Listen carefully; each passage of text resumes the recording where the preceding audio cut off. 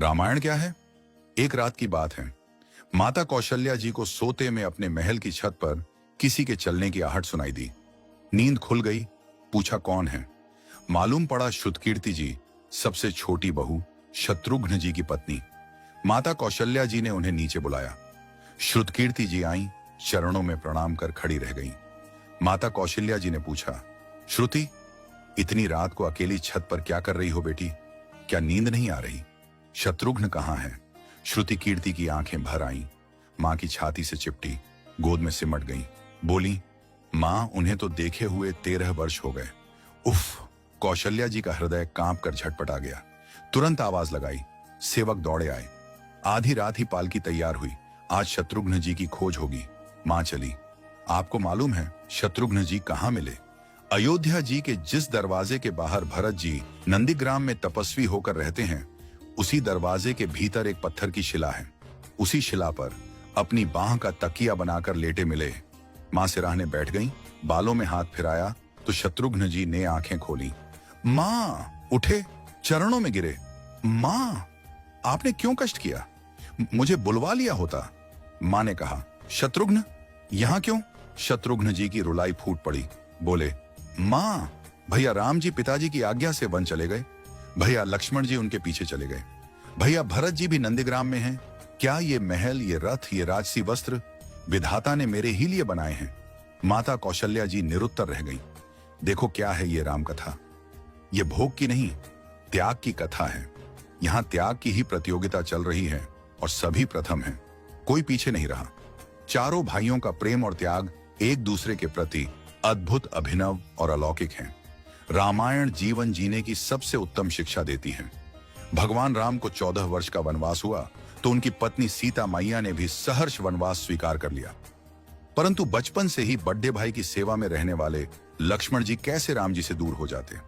माता सुमित्रा से तो उन्होंने आज्ञा ले ली थी वन जाने की, परंतु जब पत्नी उर्मिला के कक्ष की ओर बढ़ रहे थे तो सोच रहे थे कि मां ने तो आज्ञा दे दी, परंतु उर्मिला को कैसे समझाऊंगा, क्या बोलूंगा उनसे?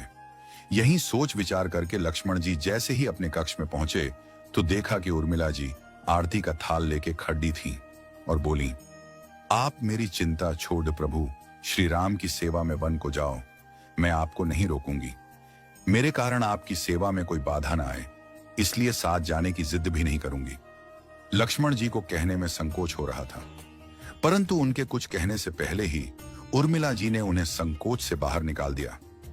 वास्तव में यही पत्नी का धर्म है।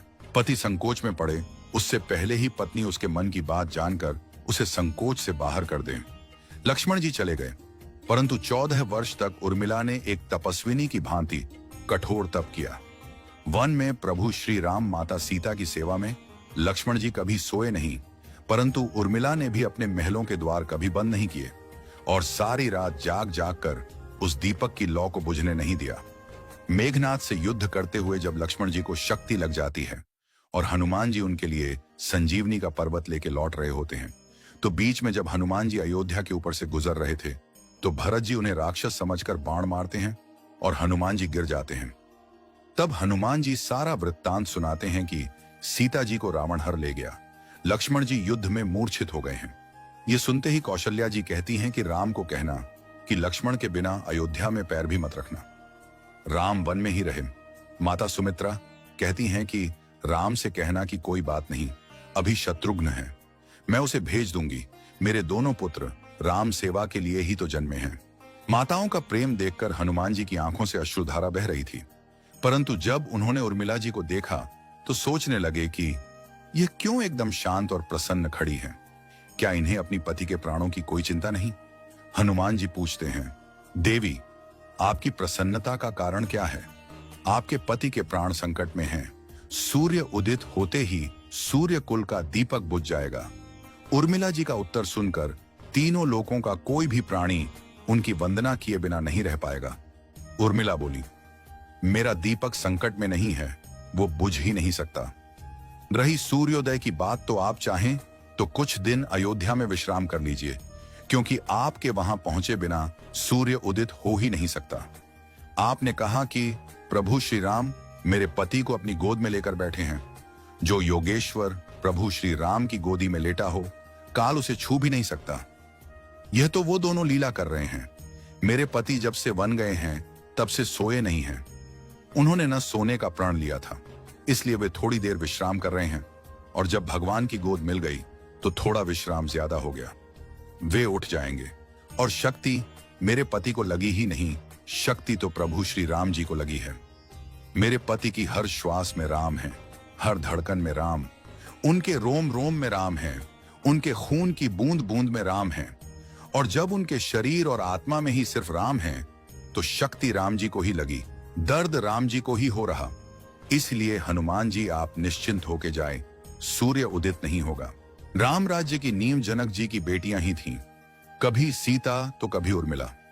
भगवान राम ने तो केवल राम राज्य का कलश स्थापित किया, परंतु वास्तव में राम राज्य इन सब के प्रेम, त्याग, समर्पण और बलिदान से ही आया।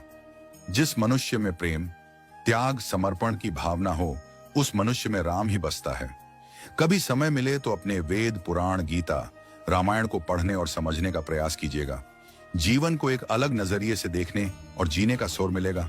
लक्ष्मण सा भाई हो, कौशल्या माई हो, स्वामी तुम जैसा मेरा रघुराय हो, नगरी हो अयोध्या सी, रघुकुल सा घराना हो, चरण हो राघव के जहां मेरा ठिकाना हो त्याग भरत जैसा, सीता सी नारी हो, लवकुश के जैसी संतान हमारी हो, श्रद्धा हो श्रवण जैसी, सबरी सी भक्ति हो, हनुमत के जैसी निष्ठा और शक्ति हो।